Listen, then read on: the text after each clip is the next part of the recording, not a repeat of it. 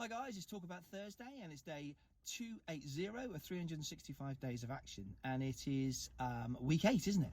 So we left off last time where we were speaking to the consultant, and he said he was going to give me some counselling if I needed it, and I declined it coming out. And then we started to talk about, he was talking about the pills that I'm on.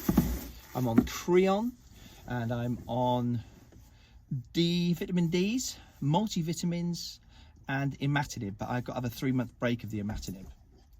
Also, we're in the van because we had a little malfunction of the microphones and the phone getting wet, so we had to wait for that to dry out because you obviously do it normally. But we have got a little visitor as well, if you'd like to come here. This man has come to see me. This is the Frenchman. I haven't seen him for a little while, so we've been out for a good old stroll. You don't want that, sweet? Okay, good man. So he's here helping me out with this talk. So in retrospect, we're talking about the Creon. So having Creon, we've had Creon quite a few times and have to have it.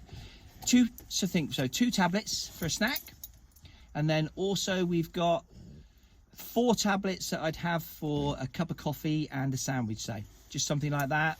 And then I'd have 6 tablets of Creon.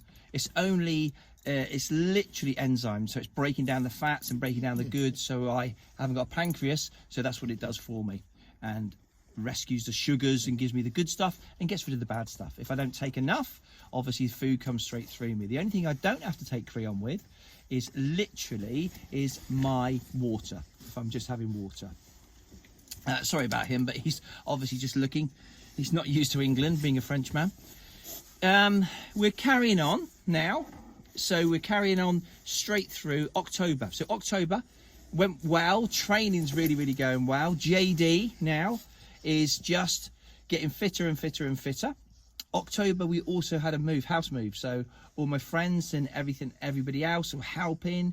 I was obviously concentrating as well on what I was doing and how much I was lifting, but I was still getting fitter and fitter, doing a lot more core exercises, which I was really pleased about. Going back to those tablets, so I come out of hospital, so the only thing I come out of hospital with is just having to have Creon basically, and some multivits and the imatinib.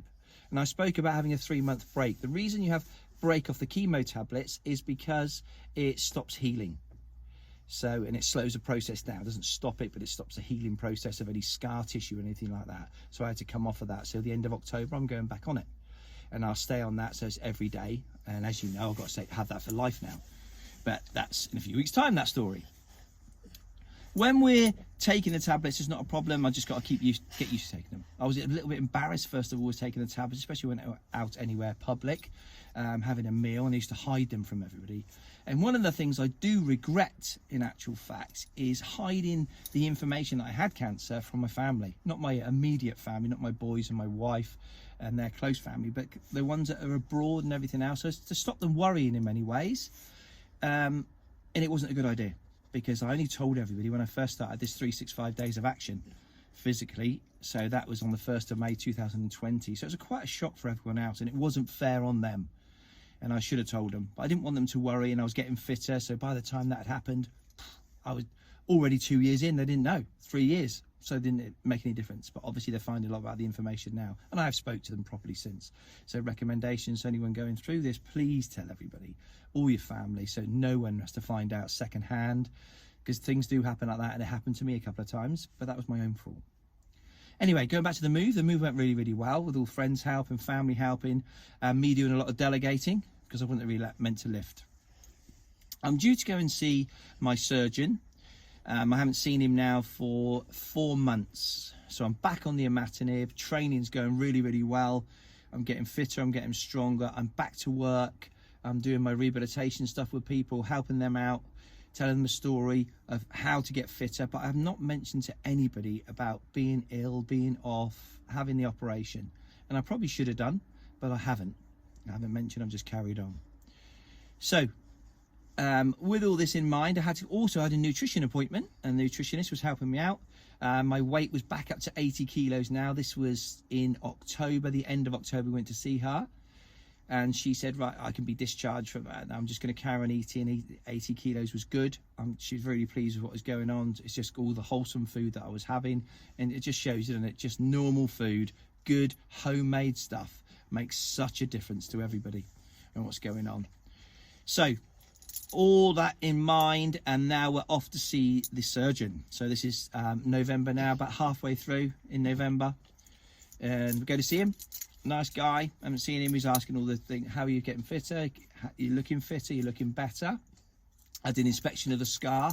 That was all going really, really well, and they was really, really happy with that. So he was saying, thank you very much. Thanks. You really need to do that.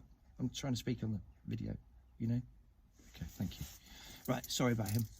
Anyway, carrying on. The surgeon said to me, Joe, what's going on? What have you been doing? I was talking about I've done some running. I'm doing fitness stuff. I'm doing a lot more core stuff. He says, just remember, it's a major operation. Take it easy. I said, okay, I will do. I'll keep that in mind. I'm back to work. It's all going well. Good, excellent. And Juliet was there on every appointment with me. She said, you tell him what you did this morning? Yeah, just did some training this morning. He said, oh, come on, tell me what you're doing. It would be nice to say what you're going up to. So I was doing some handstand push-ups. Not very many, but just getting the hang of them, doing them again. And wasn't very good at them anyway, but had a go.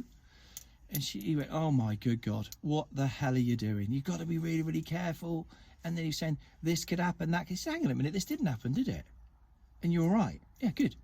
He says, excellent, how was it? I said, it was a bit of a strain, but I was okay. He said, just be careful with the strain, remember to stretch afterwards, everything. It's a bit excessive, Joe, but what we're going to expect.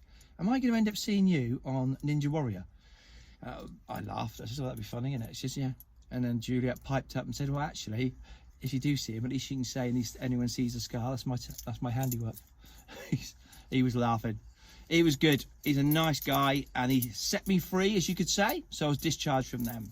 This is now still 2015, and we're moving all to Christmas. Christmas got over. I was having appointments every 6 weeks to have my bloods done, and also to have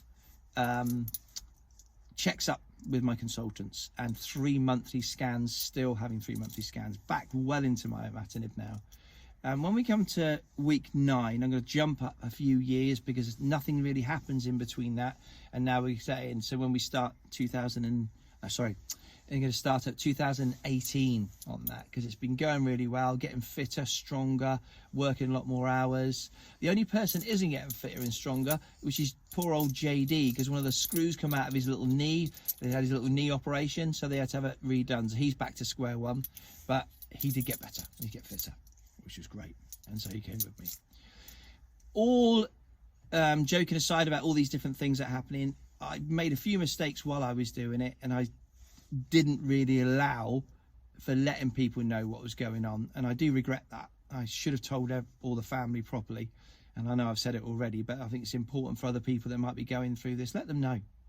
It takes a lot off their mind as well, and you're just thinking you're worrying. It's even worse to find out something that's happened a couple of years ago and they didn't feel they were part of it. So just word of advice, that's all. We're going to stop there now. Obviously, I'll have my cup of tea, and someone keeps pouring me and wants to be in the video, I think. Should we get you back home now? I think he needs to go back home. Thank you very much, guys. I hope this is helping. I look forward to speaking to you next week, and we're starting on 2018. Have a great day, everyone. All the information you need to find out about 365 Days for Action and all the Talkabout on cancers on oldboystraining.com. It's on YouTube, the whole lot of them. Thank you very much. Please get in contact if I can help you in any way. Have a great day, everyone. Keep pushing and don't ever give up. Should we go now? You ready? Do you want to say anything before you go? Are you sure? No? Okay.